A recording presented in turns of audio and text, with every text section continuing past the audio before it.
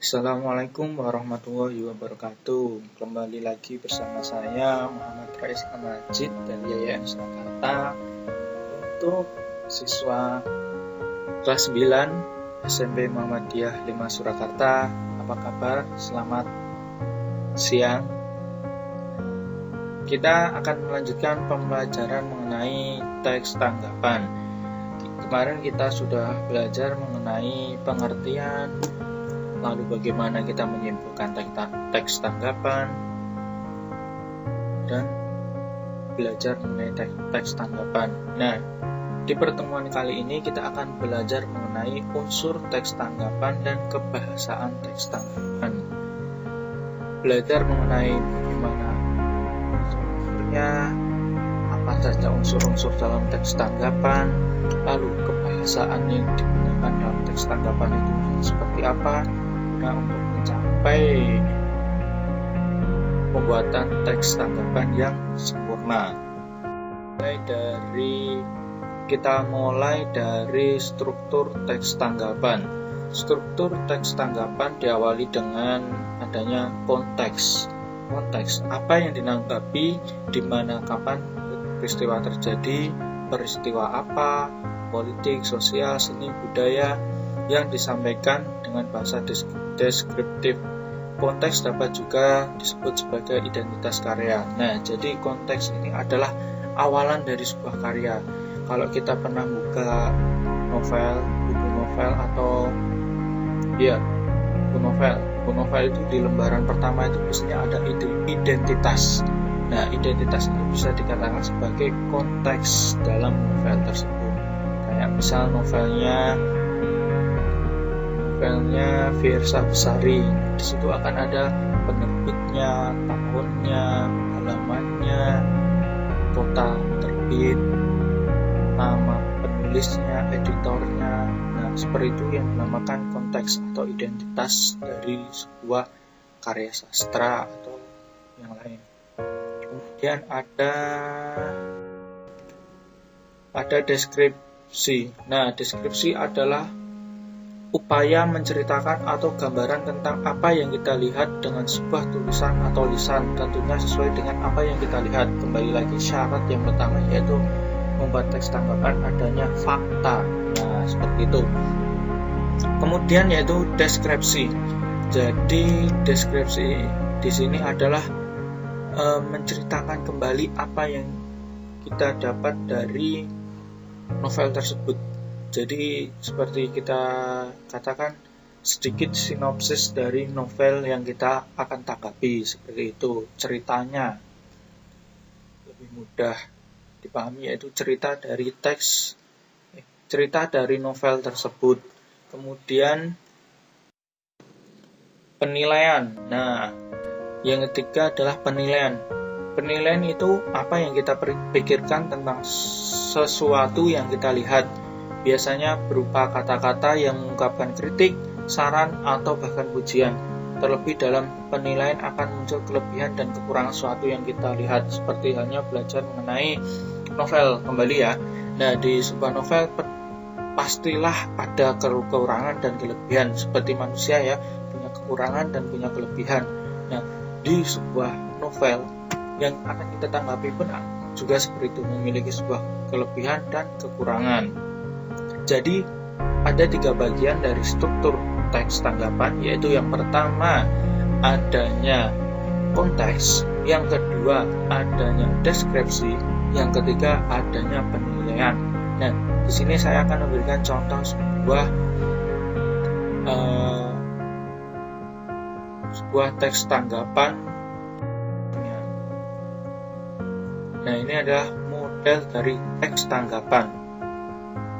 Nah, kita akan menanggapi sebuah novel karya Fiersa Besari, Catatan Juang. Nah, saya sebutkan konteks.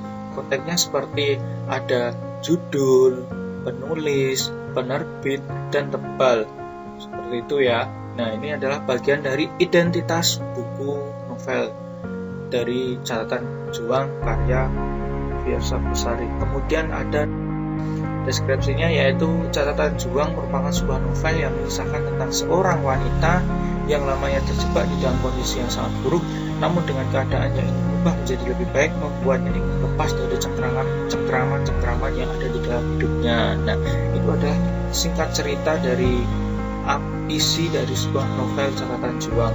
Kemudian penilaiannya itu kita ambil dari sudut pandang sebagai pembaca. Setelah kita membacanya, kita akan memberikan penilaian terhadap apa yang kita lihat, begitu. Kemudian ada penilaian dari novel Fiersa Besari. Fiersa Besari dalam novel catatan juang memiliki daya tarik untuk dibaca oleh setiap orang yang mengalami keterpurukan. Karena ketika kita membaca novel catatan juang tersebut, kita akan mendapatkan pencerahan yang dialami oleh wanita tersebut. Nah, ketika kita membaca novel catatan juang tersebut, kita akan mendapatkan pencerahan yang dialami oleh wanita tersebut. Nah, dapat dikatakan ini ada sebuah tanggapan berupa pujian ya teman-teman, penilaian berupa pujian seperti itu. Kemudian unsur kebahasaan teks tanggapan. Nah, ketika kita juga belajar bahasa Indonesia, kita akan juga belajar bahasanya, bahasa dari teks tanggapan itu. Nah, dari unsur bahasa itu ada 4. Yang pertama, konjungsi, kata rujukan, pilihan kata, dan kalimat kompleks. Nah, dari 4 ini mungkin dari teman-teman ada yang sudah paham ya. Ada beberapa pilihan itu, di antara 4 ini pasti siswa ada yang sudah paham ya teman-teman. Kemudian ada konjungsi. Nah, kita akan bahas satu persatu dari kebahasaan tersebut teman-teman. Yang pertama ada konjungsi. Konjungsi yaitu kata yang berfungsi untuk menghubungkan antar kalimat. Nah, di sini ada contohnya kata tetapi dan kata dan. Nah, contoh kalimat tetapi, saya mencintai dia, tetapi dia tidak mencintai saya. Nah, itu kan ada 2 kalimat yang digabungkan oleh kata tetapi. Kemudian ada kata rujukan. Kata rujukan yaitu kalimat yang berfungsi untuk mendukung pendapat dari si pemberi pendapat, merujuk pada pendapat yang ada sebelumnya. Contohnya kata beliau dan dia. Saya akan memberi contoh seperti ini kalimatnya. Beliau mengatakan bahwasanya saya adalah mahasiswa yang paling pintar. Nah, beliau itu semua kan kata rujukan, dia yang dirujuk. Nah, contohnya yang dirujuk adalah mungkin dosen atau guru atau kepala sekolah atau yang lainnya. Yang ketiga yaitu pemilihan kata. Nah, pilihan kata ya adalah penggunaan kata yang tepat untuk digunakan dalam teks tanggapan. Contohnya kata bagus, globalisasi, yaitu penggunaan kata yang relevan atau kata yang sesuai dengan kamus besar bahasa Indonesia. Kata yang umum. Nah, kalau mudahnya yaitu menggunakan kata-kata yang umum, bukan menggunakan kata-kata alay seperti cuy, endes atau maknyus gitu, enggak. Jadi menggunakan pilihan kata yang benar, baik dan benar seperti itu. Kemudian kalimatnya yaitu kalimat kompleks, yaitu kalimat yang memiliki lebih dari 1 struktur dan 1 verba utama. Contohnya seperti ini, untuk pengetahuan saja untuk kalimat kompleks ya. Aris makan sate ayam, kemudian minum es podeng. Nah, di sini ada sate ayam dan es podeng. Nah, merupakan satu verba utama, bukan 2 ya, tapi 1 verba utama dan 1 struktur, masih dalam 1 struktur. Seperti itu ya teman-teman. Nah, pembelajaran pada hari ini mengenai struktur dan kebahasaan mungkin sudah selesai.